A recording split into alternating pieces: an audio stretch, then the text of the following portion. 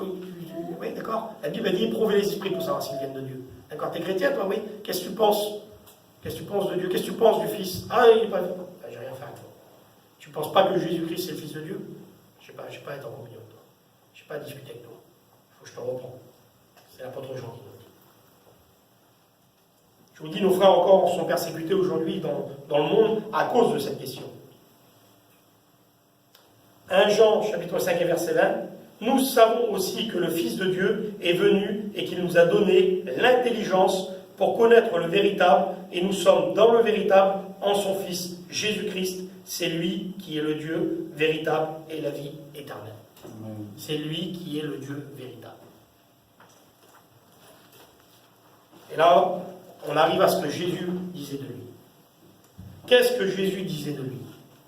Puisque tout à l'heure, je vous ai dit, par cette expérience, qu'un musulman m'a dit, jamais Christ n'a dit qu'il était Dieu. Parce que ça, c'est des réflexions que vous trouvez dans l'islam. C'est pour contrer les chrétiens en disant que Jésus est un prophète. Oui, mais il ne s'est jamais prétendu lui-même. On va voir ce que Jésus pensait de lui. Et j'ai mis ici les je suis. À plusieurs reprises, Jésus dira je suis, je suis.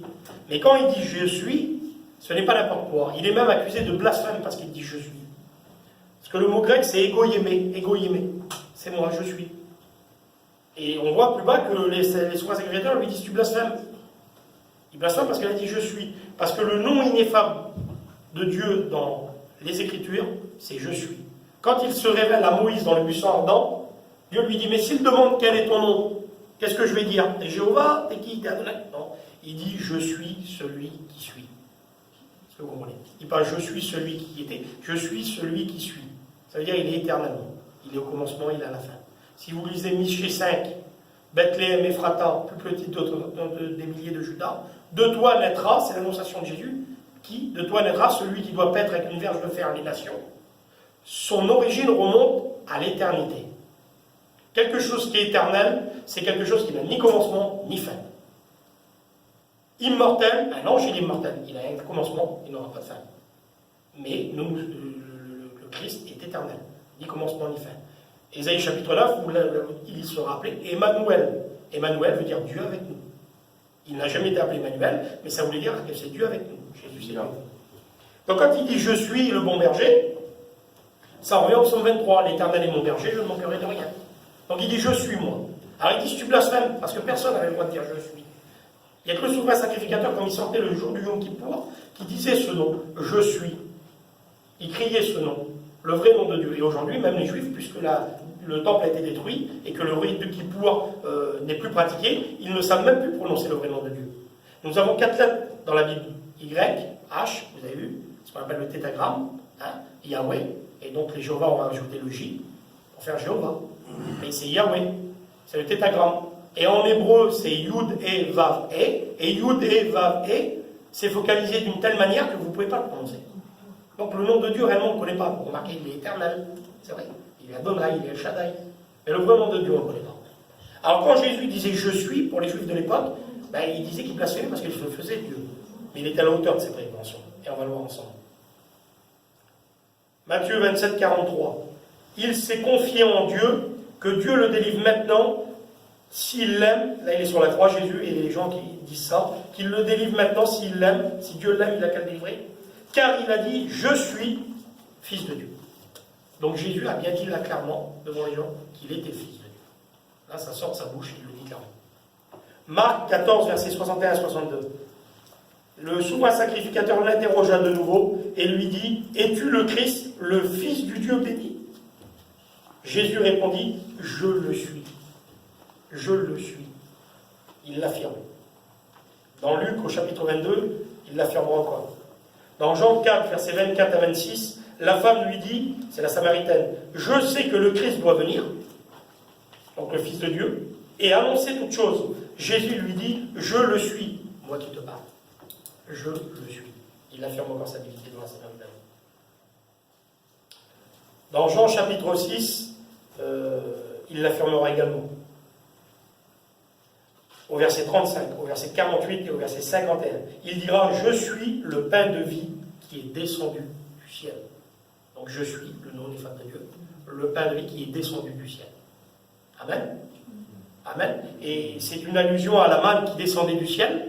Manne, où on retrouve la racine du mot que je vous ai dit tout à l'heure. Emmanou, la manne, Emmanuel, Dieu avec nous. Et cette manne qui descendait du ciel nourrissait le peuple d'Israël. Et dans le texte, lui, il dit, je suis le vrai pain qui est descendu du ciel et qui donne la vie au monde. La manne ne donnait que la vie au peuple d'Israël. Lui, Jésus, il descend et il donne la vie au monde. Amen. Pas de race, pas de culture, pas de frontières, pour tous les hommes. Jean 3,16, car Dieu a tant aimé le monde qu'il a donné son Fils unique. Jean 3, verset 13. Personne n'est monté au ciel, si ce n'est celui qui en est descendu. Personne n'est monté au ciel, si ce n'est celui qui est descendu. Donc il dit bien qu'il vient du ciel. Il dit bien qu'il est Jésus, le Fils de Dieu. Encore quelques versets par rapport à la divinité de Jésus, ce que Jésus disait de lui. Jean 8, verset 12. Je suis la lumière du monde. Je suis. Verset 23, dans Jean 8, il dit « Je suis d'en haut ». Alors il dit « Je suis d'en haut », il ne dit pas « j'étais », mais il dit « Je suis d'en haut ». Encore maintenant, je suis d'en haut. Je suis Dieu, je suis omniprésent, je suis d'en haut. Verset 30, « Moi et le Père, nous sommes un ».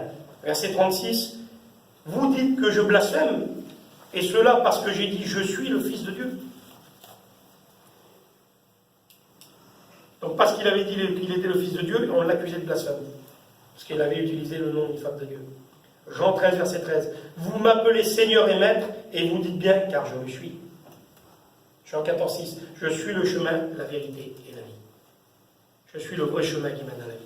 Parce qu'à l'époque, en Israël, il y avait plusieurs voies. Il y avait les Esséniens, les Sadducéens, les pharisiens, les scribes, les Hérodiens. Et tous ces gens se réclamaient du judaïsme. Et il y avait plusieurs chemins pour aller au judaïsme. Il y avait la secte des Esséniens, il y avait... Et Jésus a dit non, moi je suis la vraie voie. Je suis le vrai chemin qui mène à la vie. Nul ne vient au Père que par moi. Jean 15, verset 1, je suis le sel. Et vous êtes les sarments. Je suis le sel. On doit être attaché au Seigneur. On doit être attaché à ce sel. Mon royaume n'est pas de ce monde.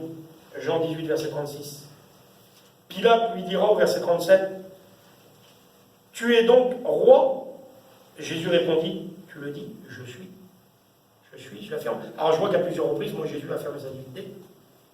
J'aurais pu. Comment aurez-vous que j'aurais pu expliquer ça aux musulmans l'autre jour qui me disaient que Jésus n'a jamais dit qu'il était roi? Ben, vous prenez les textes, vous lui donnez, il dira lui-même. Vous comprenez? Jean 19, verset 21. N'écris pas roi des Juifs, parce que quand ils l'ont crucifié, ils ont mis un panneau et ils ont marqué celui-ci est Jésus de Nazareth, le roi des Juifs. C'était l'objet de sa condamnation. Et les sacrificateurs n'écrit pas roi des Juifs, mais dit plutôt, il a dit, je suis le roi des Juifs. Et Pilate a dit non, ce que j'ai écrit, je l'ai écrit. C'est le témoignage de Pilate. C'est le témoignage de Pilate. Sa femme l'avait prévenu qu'il était innocent. Et il a préféré la gloire des hommes à la gloire de Dieu. Et il a laissé le Sauveur se faire crucifier.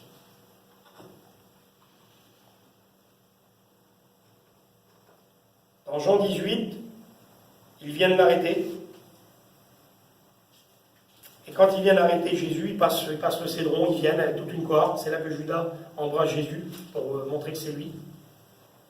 Et quand il embrasse Jésus, Jésus lui dit ce que tu fais le promptement. Et puis là, les soldats viennent et ils disent c'est toi Jésus? Il dit oui, je suis.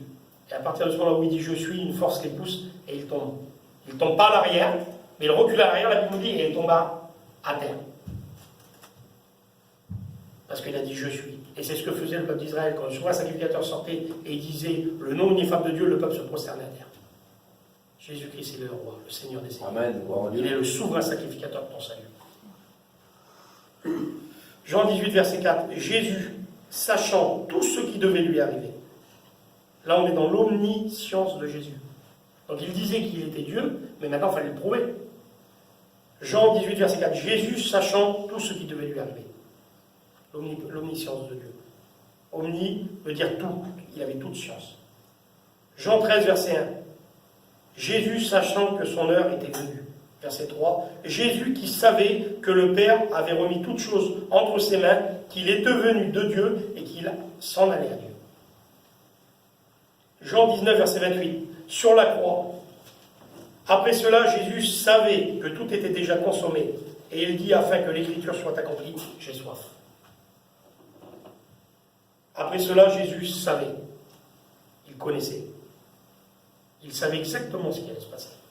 Il savait qu'il allait monter sur la croix, qu'il allait souffrir, qu'on allait lui arracher la barbe, qu'il allait être flagellé, qu'il allait être frappé par toute une cohorte, avec le visage bandé, qu'il allait être humilié. Imaginez, on a pris un fouet qu'on appelle le scorpion, au bout du fouet, il y a des morceaux d'os, des fois des morceaux de fer, et puis le crucifié, lui on le met comme ça, et il est un peu voûté comme ceci, et quand on le fouette, ça s'enroule autour de sa chair, et on tire, afin que des lambeaux de chair s'arrachent. Et dans un des psaumes, il est dit, ils ont tracé des sillons dans mon dos. Un peu comme vous passez ici, vous avez vu, il y a des fermes, on voit un peu dans les champs, quand le tracteur passe, avec derrière, il fait des sillons. Vous avez vu, son dos a été labouré, nous dit la Bible. Il le savait. Et en Israël, il ne fait pas froid, il y a du soleil. On est venu, on lui a mis un manteau sur lui. Il a mis une verge dans la main, on se moquait de lui. Tiens, t'es le roi, toi. Ouais. Un jour, il a souffert comme ça pour que nous, on a le droit de s'asseoir sur le trône de son Père. Il a été assis sur une croix pour que nous, on puisse s'asseoir sur le trône de son Père. Vous imaginez? On s'est moqué de lui pour qu'un jour, on ne se moque pas de nous. On l'a humilié pour qu'un jour, vous soyez glorifié. C'est ça la dignité de Jésus. C'est ça. Et oui, lui qui était parfait a souffert pour des imparfaits. Et nous, des fois, on l'oublie. Des fois, on oublie ces choses-là. Et le manteau, vous croyez qu'avec la chaleur et le sang, ça n'a pas eu le temps de coller, non? Parce qu'il y a un moment qui s'est passé là.